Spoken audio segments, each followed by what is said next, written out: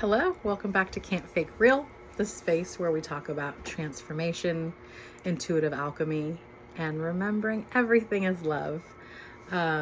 Just impromptu hopping on here, just got off a coaching call. I was in this container for the last 13 weeks, and they got to be one-on-one, which is not always the case, but I feel just deeply inspired and deeply in alignment. And what happens when we put ourselves in containers around those living, walking the walk, walking their talk already, and making sure that's who you are. I don't put anybody on a pedestal, but if you're looking for, I feel like we're all looking for something. That these people, these situations, are actually mirrors of ourselves. And so in the last few months of being, it was 13 weeks, this last program I just did, I manifested like $40,000 in a month. I manifested, a beautiful relationship that has been, unfolding for years actually, and getting more and more to show up on here in my power with my voice, my kismet clients that are finding me for energy work, which is essentially frequency recalibration, understanding the process of transformation. Intuitive alchemy, I've realized, is my gift. And what does that even really mean? And if you break the two words down, intuition, intuitive, is being able to discern, it's a big word lately, what's the outside noise, what's the parental noise, familial, caretaker, inner children, what doesn't make sense quite yet, but what you are calling in. And so intuition to me is like a melding of all those things, and really being able to sit and hear clearly yourself, your true self. And can't fake real. The real to me stands for remembering everything is love, because I think that's really what we're here to do and to learn. And I just read something recently today that was about love and grief are really inseparable. And I think some of you know that I have worked in hospice and death doula work, and that's another part of the transitions that I've been called to with losing my father. It'll be 3 years this weekend, 3 years ago. And sitting the other day, like the whirlwind that comes with grief and how grief is love in so many ways. And intuitively now understanding, so intuitive alchemy. Alchemy is one of the oldest, probably original science, like before science, lead into gold, grief into love, a seed into a tree. It's just the process of sometimes the natural nature of things, and making space to sit with it, to have a space where we can come and talk about it, that you can not feel so alone when things seemingly, when it rains it pours type feeling, right? Like, I'm here to say it does stop pouring. We're having like the last heat wave of summer here before fall kicks in this weekend. And as someone who has most her life straddled the dark and light in so many ways, and knowing how now to transform that into inspiration, into a calling, into support, into just being okay with everything. That's what this channel, what I'm about, what I believe I'm helping people through. And I just get to be myself and share. And I think that's ultimately what creators' jobs are here to do. And I believe we're all creators, we're all artists. So I just wanted to pop on here real quick. We're in between eclipses. I didn't do a full moon or a new moon. I probably won't because they're intense. And so I'm pulling just one midway here because we have the next one on Sunday. And the themes that have been coming up from the people, again, directly in my experience and when I tap in, has been a lot of endings. They say this Virgo, this axis we're on, I'm not going to go into all the degrees and all that stuff, but I'm not an astrologer or an astronomer, but I am very fluent in energy and frequencies. And so this underlying karmic clearing with anything, there needs to be a letting go to allow more space. Oftentimes, my coach today reminded me, you know, destruction and creation are actually two sides of the same coin. And that when the things are falling away, when it's raining, Pluto, the bottom of the deck, Pluto is the planet of the underworld, the planet of transformation, the planet of everything we're just talking about right now. Very Plutonian. So let's read. Let's do some reading. Of course, I opened right to it almost. So Pluto is the underworld. It is power, compulsion. Pluto's realm is one of deep and undeniable power. Known as the planet of the underworld, Pluto has captivating effect that pulls us into its depths, leading to all things excessive and Dionysian, sorry, I'm saying that wrong, in nature. Imagine images of resurrection, possession, the sacred heart, birth, sex, death are all symbols of Pluto's volatile energy. When this card shows up, know that everything will be amplified as if it were through a live wire. It's all about power. And it may even be about addiction.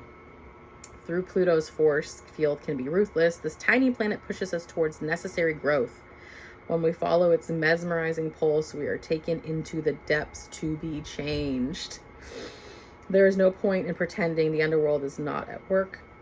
Admit that you're in it and find the support you need. Not making it worse is a big accomplishment.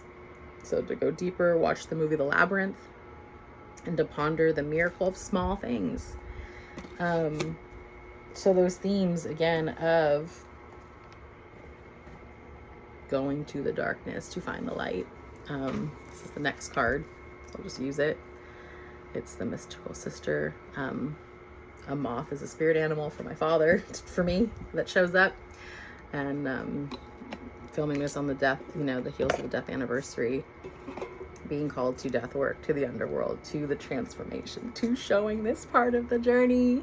As love and light as I am, and if you know me, I'm like just a very goofy, jovial person. There's still this whole other side that needs to be honored, that needs to be tended to. And I've had a lot of, you know, I don't want to say shame necessarily, but I think we all want to hide these parts. Especially from social media, especially from the public. So let's talk about the mystical sister. The program I just finished was called Rise, Sister, Rise. I think this is also part of that because I'm still in that energy. I hopped off that call to film this. So, excuse me. So, a sacred ally, anima, outreach.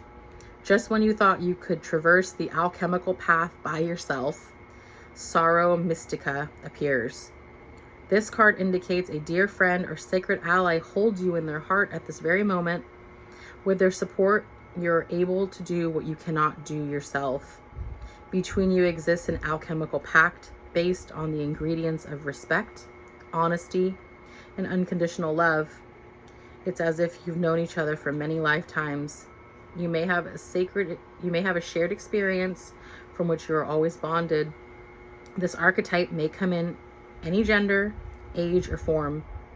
One distinct characteristic of the Sorrow Mystica, mystical sister, is that they practice the art of witnessing and listening. They have no need to judge, fix, or give advice. Presence is enough. When this card appears, tend to the flame of a friendship. Be a mystical sister to another. To go deeper, read the poem 1383 by Emily Dickinson. To ponder those who have helped you. Fitting. When I tune into that card, I think it goes back to that we are all one and connected. It's love. It's I rise, you rise. A rising tide raises all ships. There's a lot of darkness in the world right now. I'm not here to get on YouTube or whatever I'm posting this on to talk about it, to feed into it. But it is a mirror of a lot of things that are being cleared out and that need our help. And how do we help, right? How do we help a world that is dark and dying? It is by being the light. It is about helping those who you know and remembering that you don't have to do it all alone, that there is something bigger holding us all, be it spirit, source, God, love.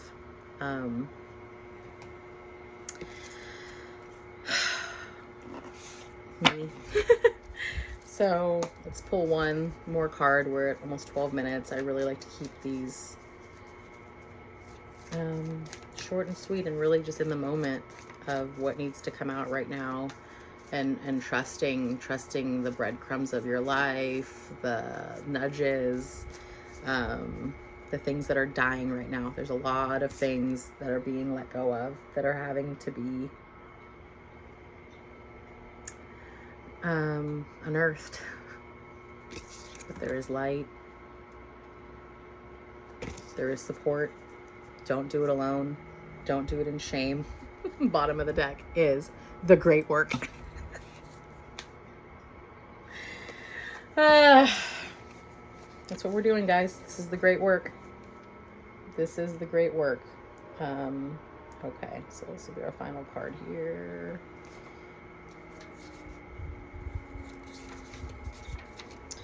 Magnum Opus. How beautiful these cards are. Kim Krantz is the deck. Okay. Attention, devotion, vocation. The Magnum Opus shimmers in the distance, promising purpose, achievement, and understanding. When will we get there? When will our efforts be recognized? Amidst the pressure and expectations, we come to realize each alchemist's life is an accumulation of moments in which attention is placed upon a subject within the laboratory. The artist draws a single line. The poet scribes a single word. The rose forms a single leaf. The Magnum Opus card reminds us that the alchemical garden grows from seeds tended to by devoted hands and the grace of the sun, the water, and the earth. You cannot force the great work. You cannot claim it or complete it. This card arrives to whisper words of encouragement. You are in the right place, the most important place for you. This alchemical garden, tend to the youngest growth, be delicate and precise. So to go deeper, look at and read about conceptual artists on Kawara's work, particularly the Today series or 1 Million Years, and that's Kawara is the artist. And to ponder is take it one day at a time. One of my favorite sayings, and yes, borrowed from AA. But can we see now? Can we see how it all comes together? Can we see how the work is working, whether or not we are willing participants or not? But it is different when, for those tuning in here, you know, you've likely been on a different journey than many people in your lives. And it hasn't always made sense, this great work, these different pieces of the puzzle that, what's the whole picture, you know? It is coming together, and you are right where you need to be, and the garden tending to your life's work, knowing that there is support from like the earth, from the friends, from our community. So yeah, that's today's message in these eclipse portal that feels very, very intense and very, very splitting. Divisive maybe is the word. And to trust the light that will always show up in the darkness, that will always lead you to the next unfolding, that cannot be without darkness, right? Light to darkness is also alchemical and completely normal. So thank you for being here. Thank you for receiving this energy, receiving this transmission. As you know, the other channel I am part of is called the Attune Tribe, where I do full Reiki sessions. Right now, we're going through the whole chakra system. This next one is all about the heart. So stay tuned for that. We posted a biofield tuning session yesterday. Usually our videos drop every Tuesday, and I'll be posting the Reiki one this coming Tuesday. And there's always an inner child meditation that goes along with it. So deep breath in.